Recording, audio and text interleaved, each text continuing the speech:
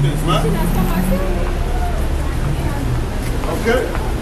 So everything's in this book. Now. I have a scripture for you. Yeah, go ahead. Deuteronomy 10 somebody give me Isaiah 11:11 real quick, too. Deuteronomy 10 and 22. Come on. Thy fathers went down into Egypt with 70 persons, and now Yahweh, thy power, had made thee as stars of heaven for multitude. So he said, as he was talking about going down into Egypt, Alexandria, in his school and things.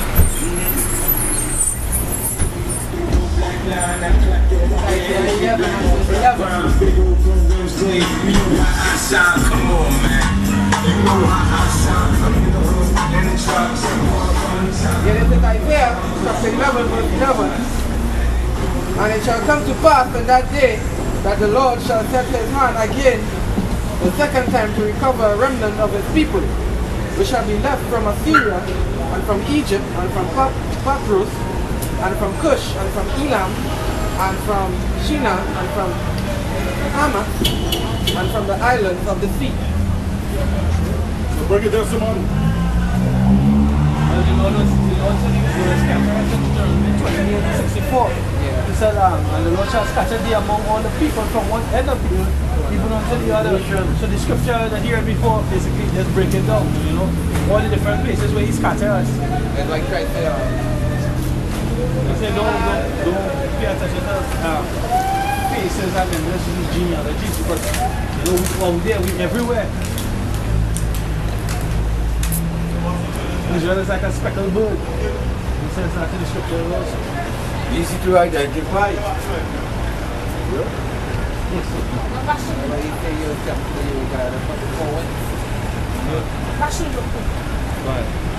It's Deuteronomy 4:27.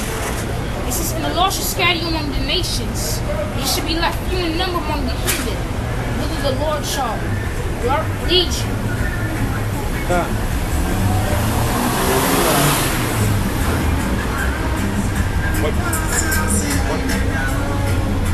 But even so, though he scatters, and though we shall be at the sand and the sea, the scripture says in Zechariah 13 verse 8, and it shall come to pass that in all the land, said the Lord, 2 parts therein shall be cut off and die, but the third shall be left therein. After it shall be saved.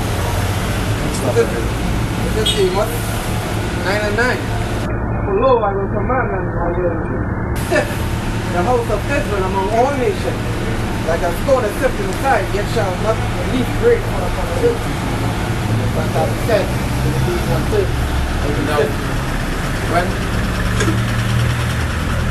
when Moses, when God tell Moses to write in the stone as a testimony, right? So it means that it has to fulfill to bring it back to you. What do you say?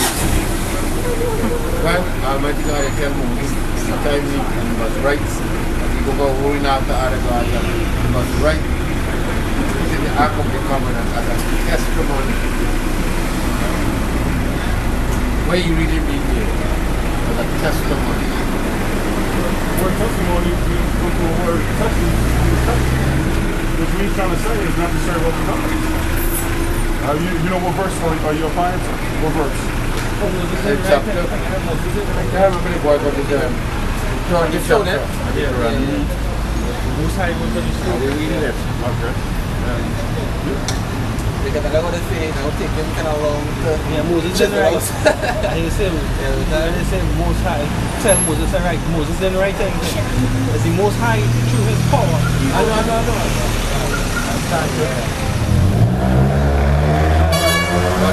He showed him, they gave him the cry back and the sea back, yeah? After he done give him his last speech. Right? Yeah. Right, Let's talk about some of these Israelites. Right, so this book is called Caribbean Story, right, by William Claypool. And I'm going to read about the Igbo society, right? Before I specific the Gulf of Guinea,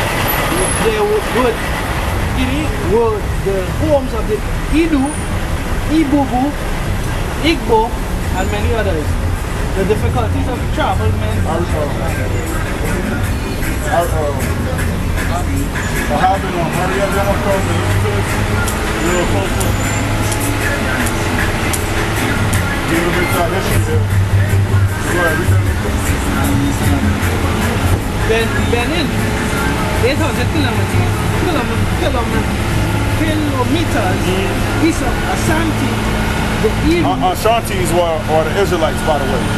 That was dwelling in Africa. All right, go ahead.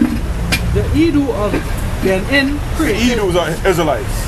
When you hear Idu, Igbo, Ibo, it goes back to the word Iber or Abar, which goes back to Hebrew. So these are the Israelites that was dwelling in that area. Go ahead, Hak. Which the Edo of Benin created an empire in the forest zone, which was centralized from the start. Its government was headed by the Oba, a semi-divine king. There's a lie there. You know divine. Although there was a council But made in of, Benin, those are Israelites, by the way. Okay? Those are Israelites. Go ahead. although there was a council made up of Edo chiefs, it had no real power over the Oba. The chiefs were forced to live permanently in the capital. Benin and their peoples were ruled by overlords appointed by the Oba. Benin lay just west of Niger Delta, Yeah, Niger. Niger Delta, and was the southern point of the trade route, which passed north into the Savannah cities, where they were linked with the trans-Saharan trade.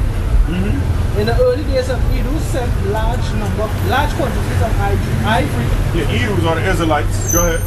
ivory, pepper, and ebony to the northern markets. But easier trading opportunities came when the Portuguese arrived on the coast in the 15th century. There was a great European demand for ivory. That's right. So we was doing trade. I was discussing earlier that we was doing trades among the white men until they came against us. You see the great resources that we have? Go ahead. There was a great European demand for ivory, ebony, pepper, jasper stones, coral, leopard skins, and slaves. Yet, like other West African rulers, the Oba wished to retain his position as middleman in the trade, and would not allow Europeans to enter the interior to trade directly, and thus retain his position. Yeah, because they couldn't stand them damn crackers at the same time. Go ahead. The Europeans, however, were allowed. Well, that could stop there. You can stop right there. So that's why the Most High gonna deliver us from the four corners of the earth. Because we everywhere, man. We over in Alaska, we everywhere. We like the sand of the sea. Now give me Psalms. And let's see who the Most High gonna deliver in these last days.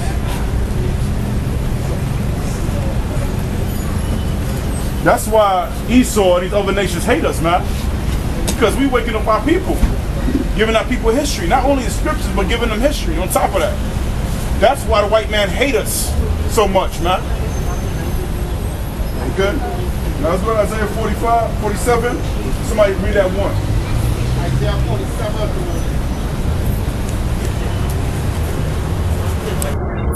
Come down and sit in the dust, O virgin daughter of Babylon. Isaiah 47, verse 1. Yeah, read it again. Come down and sit in the dust. I'm sorry, Psalms 147. What one is? Sorry, Psalms 147, verse 1. Psalm 147. Psalms 147, verse 1. Praise ye Yahweh, for it is good to sing praises unto our power. For it is pleasant and praise is coming.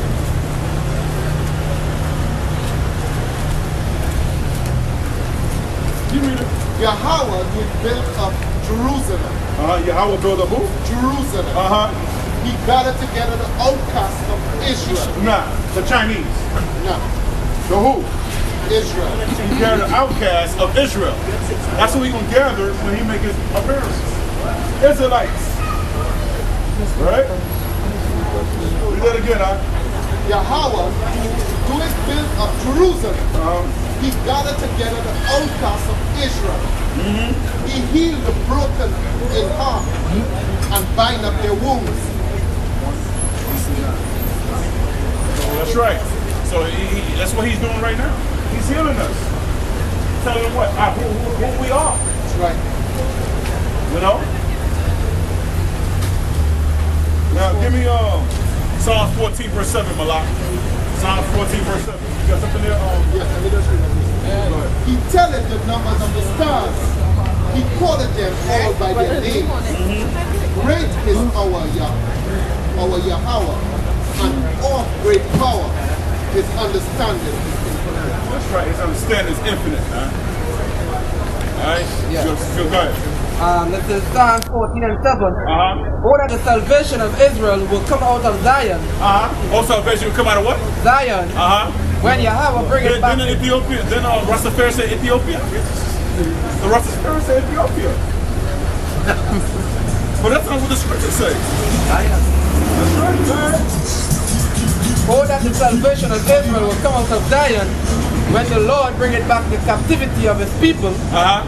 Jacob shall rejoice and Israel shall be glad. So what about the other nations? Come on, man. Come on. They saying that Yahweh was a liar, man. Because they said the other nations could make it in. Salvation is for them too.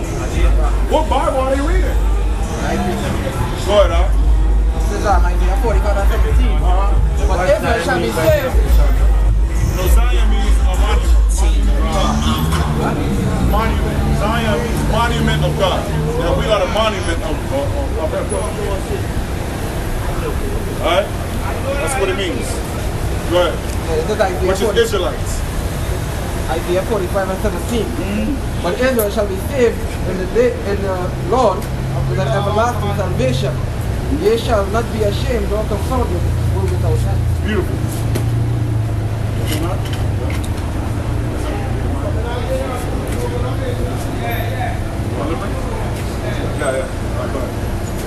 Isaiah 59 verse 20. Hey, you following the wrong man right there, man. You know that white man's a devil as the Bible speaks of? Huh? Joe Smith was a devil. He was a 33-degree Mason. Nigga, you with the wrong man, nigga. The man that put you in slavery, you following him. Right, Peckerwood. I think you don't say it now. One thing, I think you don't say it. That's good old master. Yeah, good old master. Stupid ass nigga. When you're backward and you literally the cross by itself to the whole thing. Yeah. Isaiah 59 verse 20. Yeah. And the Redeemer shall come to Zion. And unto them that turn from transgression. That's right. Jacob said Yahweh. That's right. That's clear. They don't read this in church, huh? This is Jeremiah 51 and 19. The portion of Jacob is not like them, for he is the former of all things, and Israel is the rod of his inheritance. The rod of his inheritance, man. The Lord of hosts is his name. That's right. Anybody got something else? Deuteronomy 30 verse 3. Come on. Then the Lord thy power will turn thy captivity and have compassion upon thee, and will return again thee from all the nations. That's right.